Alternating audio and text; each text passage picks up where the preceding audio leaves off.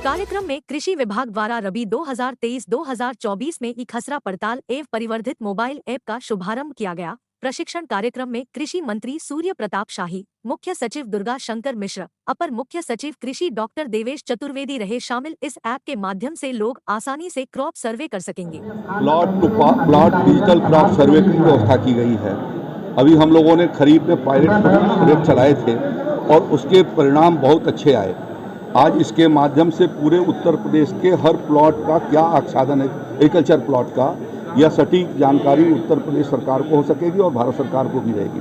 उससे कितना हमारा कौन से क्रॉप लगे हैं इसकी जानकारी होगी, प्रोडक्शन उसमें कितना होना है उसकी जानकारी होगी। इसके साथ साथ जो प्लॉट पर पोजीशन किसका है, जो रेवेन्यू डिस्प्यूट हैं उनको समाधान किए जाने की दृष्टि से भी यह एक बड़ा महत्वपूर्ण कदम है। और इसका हम लोगों ने खरीफ में पायलट प्रोजेक्ट चलाए 21 जनपद पूरे तरीके से, और बाकी 54 जनपदों में 10-10 प्लॉट लिए गए, 10-10 गाँव लिए गए थे। अब पूरे उत्तर प्रदेश के भीतर हम लोग इस कार्यक्रम को चलाने जा रहे हैं और मुझे पूरा विश्वास है कि इसके माध्यम से उत्तर प्रदेश की जो वास्तविक स्थिति थी वो बहुत पिछले 7 वर्षों में काफ़ी आगे की ओर बढ़ी है और वो सही तथ्य हमारे पास आ सकेंगे और हमारी जो जीडीपी उत्तर प्रदेश की है उसको भी बूस्टअप करने में सही ये आंकड़े हमको उसको ताकत दे सकेंगे।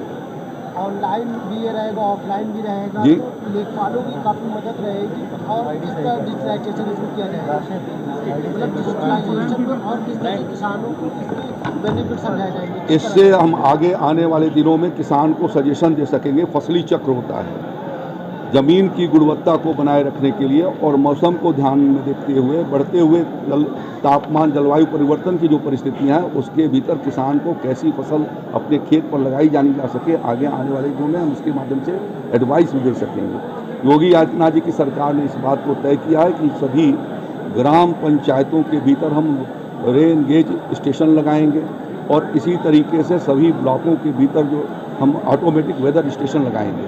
तो यह ऐसा आने वाले 2 साल के भीतर ये कार्यक्रम हमारा पूरा हो जाएगा। तो हम उनको जो क्लाइमेट पोजीशन होगी उसका भी हम उनको अनुमान पहले से भेज सकेंगे, जिससे किसान को सिंचाई में, खेत की जुताई में, बाकी चीज़ों में मदद मिल सकेगी। तो यह जो डिजिटल इंडिया है उस प्लेटफार्म पर उत्तर प्रदेश भी डिजिटल उत्तर प्रदेश बने, जिससे कि पूरे देश प्रदेश की जनता का और किसान, विशेष करके किसान भाइयों का विधिवत समाधान किया जा सके, उसकी एक व्यवस्था की जा रही है। इसके माध्यम से प्रधानमंत्री किसान सम्मान फसली बीमा योजना के भीतर जो फसलों की बीमा होती है तो उसके भी एक्यूरेट पोजीशन आ सकेंगे।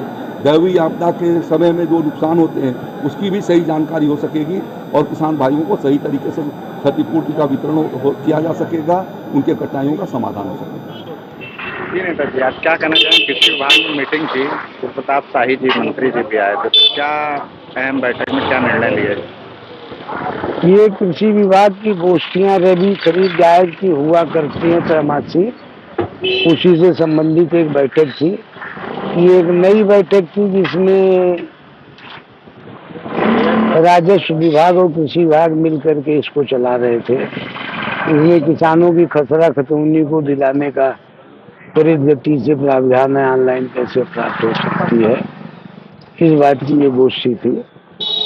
किसान बड़ा परेशान दिख रहा है सरकार में, आप किसान नेता भी हैं, तो किस तरीके से देखते हैं? किसान परेशान इसलिए है कि ऊपर से जो भी सुख सुविधा सरकार भेजती है किसानों को, वो किसानों के घर तक पहुंच नहीं पाती है।